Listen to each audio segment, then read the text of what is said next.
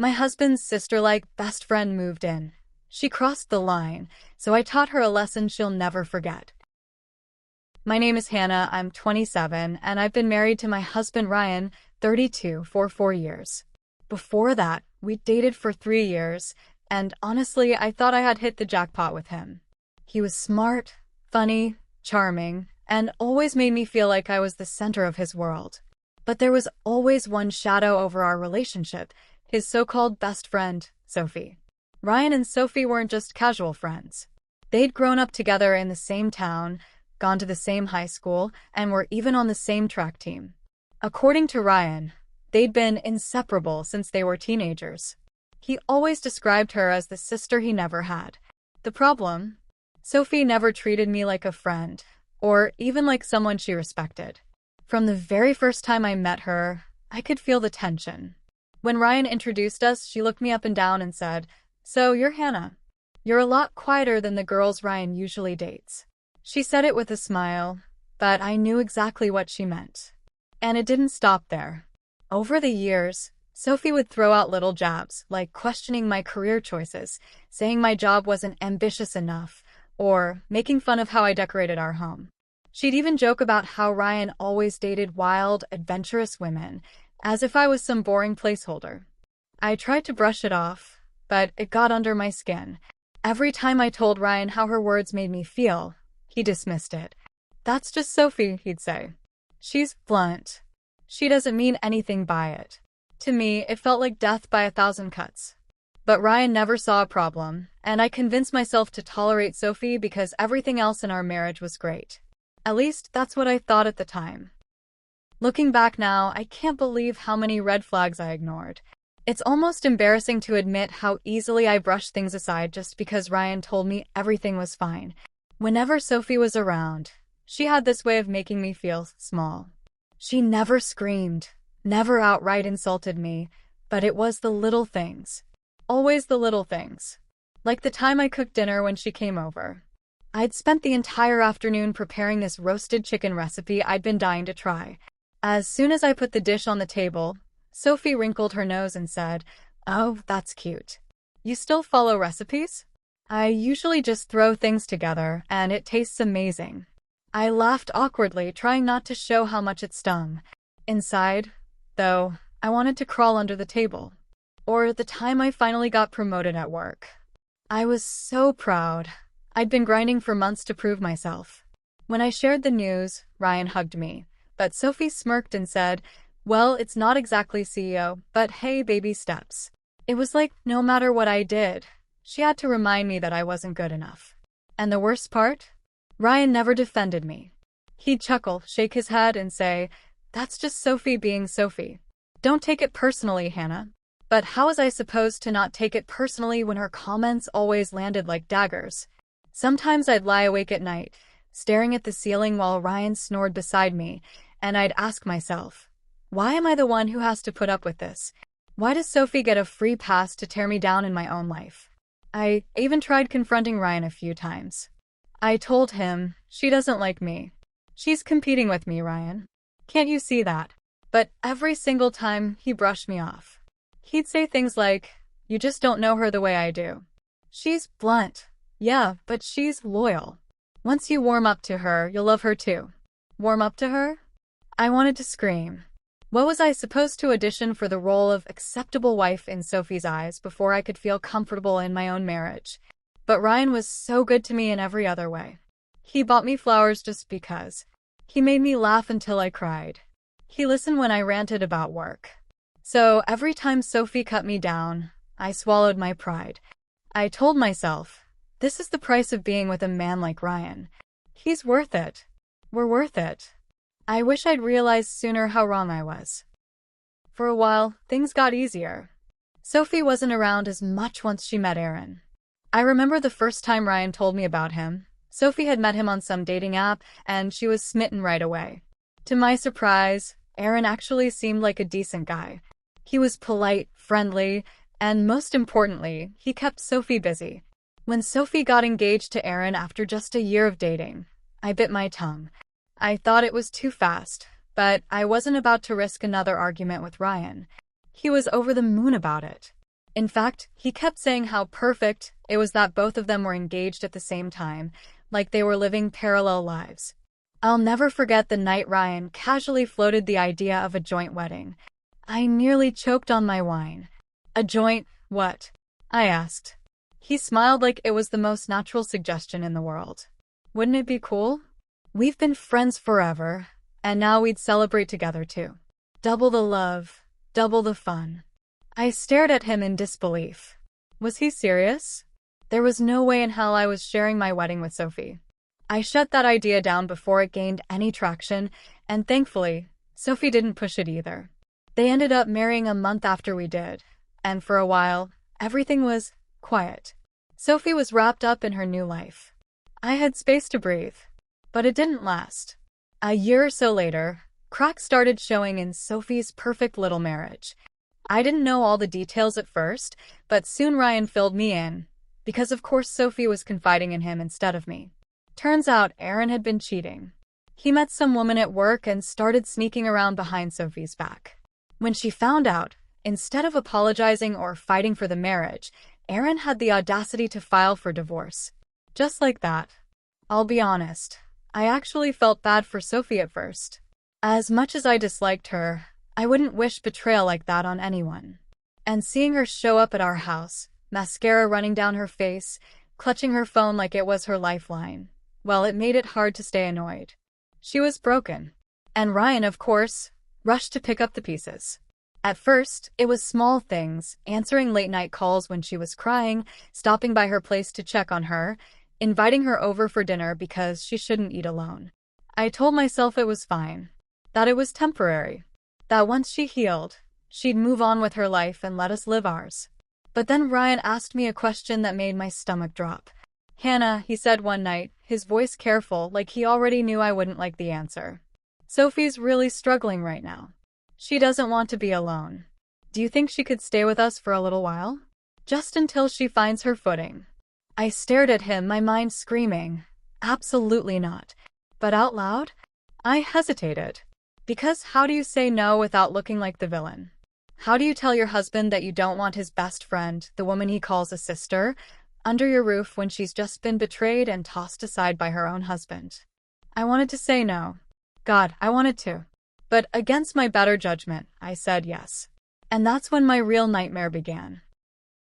The day Sophie moved in, I felt like I was watching my marriage shrink. She arrived with boxes stacked higher than her head, a suitcase that looked like it had traveled the world, and this smug little half-smile on her face, like she'd just won a battle I didn't even know we were fighting. Ryan, of course, was all smiles. He carried her bags inside, set them down in the guest room, and hugged her like she'd been gone for years, not days. "See? This isn't so bad," he told me, grinning like he'd just solved world hunger. I forced a smile back. But inside, my chest felt tight, like someone was sitting on it. At first, I told myself it wouldn't be so bad. Sophie kept to herself in the beginning. She'd stay in the guest room, scrolling on her phone or crying softly into late-night phone calls with her mom. She looked small and pitiful, wrapped in Ryan's old hoodie, clutching a blanket like it was a lifeline. For about a week, I convinced myself I'd done the right thing. She was hurting. I could deal with the awkwardness for a little while. But then, slowly, she started bleeding into every corner of our home. She began making suggestions about my kitchen, how the spice rack would be more efficient if it were organized her way, or how my knives were cute but too dull for anyone serious about cooking. One morning, I came downstairs and found her rearranging the living room furniture. "Oh, don't worry," she chirped when she saw my face. "I just thought it would flow better this way." Ryan agreed. It felt like a punch to the gut. This wasn't just my house anymore. It was ours. Hers and his. And I was starting to feel like the outsider. Every dinner became a competition. If I cooked, she'd make some sly comment about how her version of the dish was creamier or spicier or more authentic. If Ryan complimented me, she'd double down with some story about how she and Ryan used to eat the real thing back in college, as if my cooking was some cheap knockoff. And Ryan? He never corrected her. If anything, he seemed entertained. Like her little jabs were just friendly banter. Meanwhile, I was dying inside. The worst was the way she occupied his attention. She'd flop onto the couch next to him, their shoulders practically touching, scrolling through old photos together on her phone. She'd laugh a little too loudly at his jokes, lean in a little too close when she whispered something. I'd be sitting right there, watching my husband light up in ways he hadn't around me in weeks. I tried to tell myself I was imagining it, that I was paranoid, that I was being the jealous wife stereotype I swore I'd never become. But late at night, lying in bed alone while Ryan stayed up with Sophie watching old movies to cheer her up, I couldn't help but wonder, was this the beginning of the end? It happened on a Wednesday. I'd just come home from work, exhausted and ready to collapse into bed. My feet ached, my head was pounding, and all I wanted was a hot shower and some peace. But when I opened the bedroom door, my stomach dropped. Ryan's side of the closet was empty. His drawers were half open, clothes missing. At first, I panicked. I thought maybe he was leaving me, maybe something had happened. But then I noticed something else, the faint sound of laughter coming from the guest room. I walked down the hall, my heart pounding so hard I could feel it in my throat. I pushed the door open and there he was, my husband, setting up his things neatly in Sophie's room. Sophie was perched on the edge of the bed, her legs crossed, smiling like the cat who got the cream. I froze in the doorway. What is going on here? Ryan looked up like it was no big deal. Oh, Hannah. Sophie's been having these terrible panic attacks at night. She can't sleep. She said she feels safer if someone's with her. So I figured I'd stay in here for a while. I wanted to scream, to tear the smug little smile off Sophie's face, to shake Ryan and demand how he could possibly think this was acceptable. But instead, I just stood there in shock. My skin burned, my throat tightened, but no words came out. And then Sophie spoke. She tilted her head, her voice dripping with false sweetness. I'm so sorry, Hannah. I know this is inconvenient for you, but I really need Ryan right now. Inconvenient for me? This was my husband, my marriage, my home. I should have lost it right then. I should have thrown them both out on the spot. But something inside me shifted. A strange calm settled over me, like ice water running through my veins. Okay, I said softly. If that's what you need. Ryan looked relieved, as if I'd just given him permission to betray me. Sophie smiled wider, like she'd finally won. But they didn't know what I knew. Because while Sophie thought she'd push me aside, and while Ryan thought I'd just roll over and accept it, they'd both forgotten one very important detail. This house? It wasn't our house. It was my house. I'd bought it before we ever got married, with my own money, my own savings, my own name on the deed. So while Ryan unpacked his things in Sophie's room, I walked calmly to the office, pulled the deed out of the locked drawer, and stared at it for a long moment.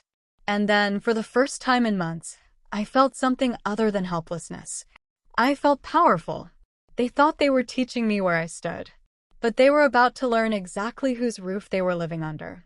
That night, I barely slept. I lay awake, staring at the ceiling, listening to muffled laughter floating down the hall. Ryan and Sophie were still awake in the guest room, talking like two teenagers at a sleepover. Every giggle, every burst of conversation was another knife twisting in my chest. By morning, something inside me had hardened. I got up early, showered, and pulled myself together. No tears, no cracks, just steel. When I walked into the kitchen, Sophie was perched at the table in one of Ryan's hoodies, sipping coffee like she owned the place. Ryan leaned against the counter beside her, relaxed, smiling. They looked comfortable. Too comfortable. I placed a thick manila envelope on the table. The sound of it hitting the wood made them both look up. Ryan frowned. What's that? I pulled out the deed and slid it across the table.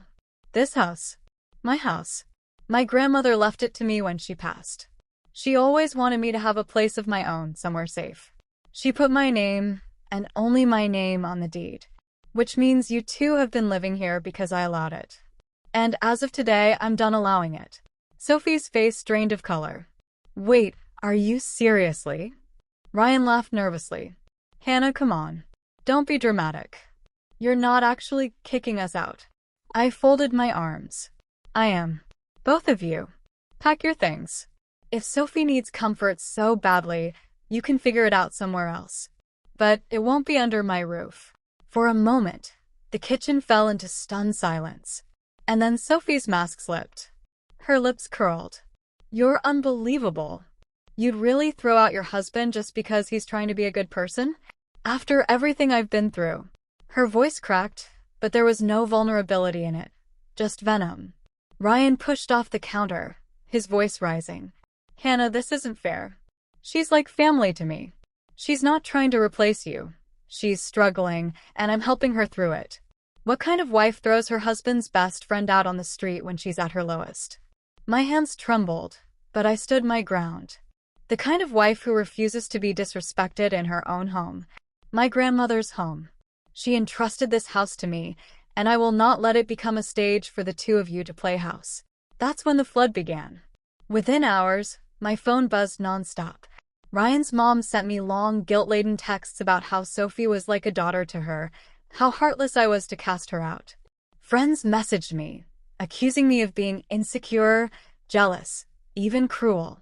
Sophie, of course, played the victim flawlessly, crying on social media about how unwanted she felt, about losing her marriage and now her home. Strangers I barely knew left comments about how I lacked compassion.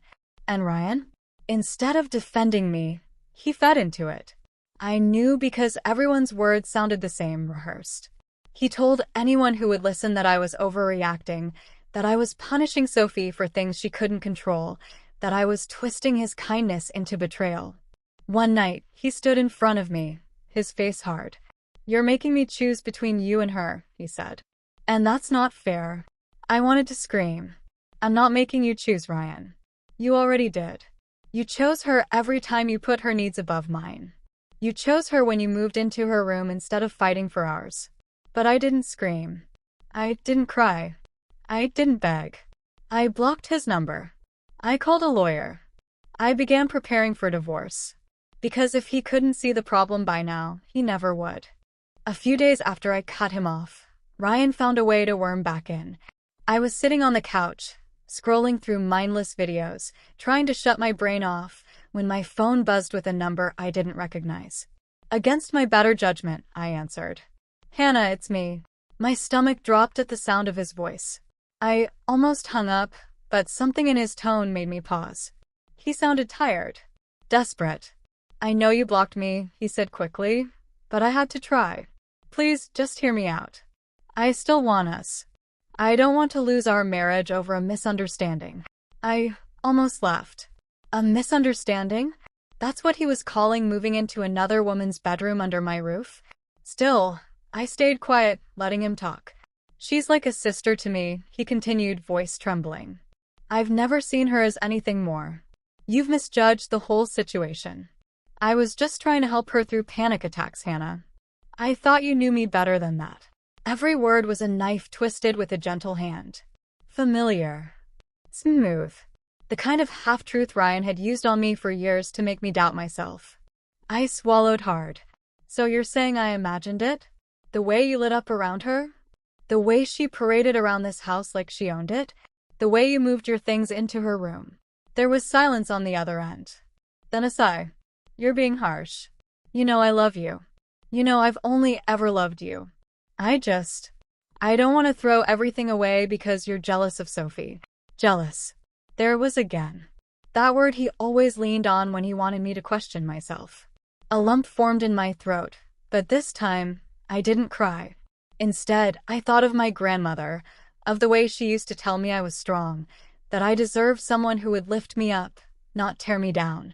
I'm not jealous, I said quietly. I'm done. Ryan's tone shifted instantly, the sweetness cracking into anger. So you're really going to throw away 4 years of marriage over this? You're going to let paranoia win? My hands shook, but I pressed the phone tighter to my ear. No, Ryan. You threw it away. I'm just finally admitting it. There was a long pause. Then he laughed, bitter, hollow. You'll regret this. You'll realize what you lost. Maybe I would. Maybe I wouldn't. But at that moment, for the first time in years, I felt something I hadn't in a long time. Peace. The first time I saw Ryan again in person after everything, it was in the cold, echoing halls of the courthouse. I remember the way my heels clicked on the tiled floor, the way the fluorescent lights buzzed overhead. I felt small, fragile, but I also felt something I hadn't expected: calm determination. Ryan was already there, sitting on a bench outside the courtroom. When his eyes met mine, his whole face lit up, as if he thought this was some kind of reunion. He stood quickly, brushing his hands over his shirt, trying to look put together. "Hannah," he said softly, like my name was a secret. You look good." I didn't answer. I just walked past him and into the room. The hearing itself was brief, mostly procedural. In our state, there's a mandatory waiting period before a divorce can be finalized. 6 months. 6 months of legal limbo. 6 months of him thinking there was still a chance. When it was over, I gathered my papers and started toward the exit. That's when Ryan fell into step beside me. "You don't have to do this," he murmured, his voice low so others wouldn't hear. "We could still fix things. I'd wait out the 6 months if that's what it takes. I'll give you space. I'll do whatever you need me to do." I stopped just outside the courthouse doors, staring at him. "You're still living with her, aren't you?" That wiped the hopeful look right off his face. He hesitated, fumbling for words. She doesn't have anywhere else to go. Her mother blames her for the divorce. She's miserable. I couldn't just throw her out." I let out a bitter laugh. "Of course. Always her. Always Sophie first." Ryan's jaw tightened. "It's not like that. She's my friend, Hannah. She's like family. I can't abandon her."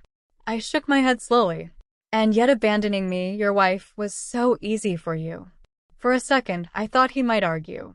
But instead, he just stood there, looking like a man who'd lost something he couldn't admit was his fault. As I walked away, I realized something important. I didn't hate him. I didn't even wish him harm. I just didn't care anymore. The tether that had bound me to him, all the love, the memories, the hope, had finally snapped. And all that was left was freedom. Walking back into my apartment that evening felt different. The air smelled faintly of coffee, Sophie's lingering perfume, and the faint scent of Ryan's cologne that he'd left behind. It should have made me angry, made me feel small. But instead, it made me feel untouchable. I sank into the couch and closed my eyes. For the first time in weeks, I let myself breathe. No panic, no dread, just the soft, steady rhythm of my own heartbeat. I thought about everything that had happened. Sophie moving in, Ryan choosing her over me, the endless texts, the calls, the social media judgment, the gaslighting. And I realized something. I had survived it all. I had stood my ground, even when everyone told me I was wrong. I remembered the deed, the paper that had become my secret weapon. My grandmother's house wasn't just walls and a roof. It was a symbol. A reminder that I had roots, that I had been given a foundation to stand on. And for the first time, I felt like I truly was standing. I thought about the money I'd spent on lawyers, the hours lost worrying about what Ryan would do next, the emotional toll of watching him prioritize Sophie over our marriage. It stung, yes. It was unfair, yes. But I also knew that every sleepless night, every pang of jealousy, every moment of doubt had shaped me into someone stronger. I made a mental list of the things I wanted for myself now. Peace, independence, a partner who put me first, and a life where I didn't have to tiptoe around someone else's drama. I smiled softly. It wasn't a grin of triumph over Ryan or Sophie. It was quieter, steadier, the smile of someone reclaiming her life. And as I sank further into the couch, I whispered to the empty apartment, "I'm done giving anyone else control over my happiness. This is mine. And I'm not letting it go again." For the first time in months, I felt something I'd almost forgotten: hope. It all ended quietly, almost anticlimactically. Sophie finally moved back in with her parents. She left with a flurry of tears, accusations, and last-minute pleas for Ryan to understand her pain. But this time I didn't flinch. I didn't apologize. I didn't argue. I just watched her go, and for the first time, I felt nothing but relief. Ryan came by one last time, after she was gone. He didn't barge in, didn't try to manipulate me with tears or half-apologies. He simply stood at the door, looking tired and defeated. "Hannah," he said quietly, I messed up. I see that now. I should have never let things go this far. I shouldn't have put her before you. I studied his face for a long moment. The man I loved, or thought I loved, was still there, but he wasn't the person I needed. I know, I said, voice steady. I hope you learn from it. But this is where our story ends. He nodded, a small, reluctant smile appearing. I understand. I hope you find someone who truly puts you first. I nodded back. I didn't cry. I didn't plead. I felt nothing but clarity. After he left, I walked through my apartment, touching the walls, breathing in the familiar sense of home. My grandmother's house had been through turmoil in my mind these past few weeks, but now it felt like mine again. Safe, solid, untouchable. I began packing a few things, not because I was leaving, but because I was preparing for a new chapter. I would fill the space with things that brought me joy, with memories I wanted to make for myself. That night, I sat on the balcony with a cup of tea, the city lights twinkling below. I realized that for the first time in years, I wasn't defined by Ryan, by Sophie, or by anyone else's drama. I was defined by me, by my choices, my strength, and my ability to stand up for myself. And as the wind brushed against my face, I whispered into the quiet night, "This is just the beginning." For the first time, I truly believed it. Our stories don't end here. I've gathered more voices, more secrets waiting for you. Pick one and let the tales continue.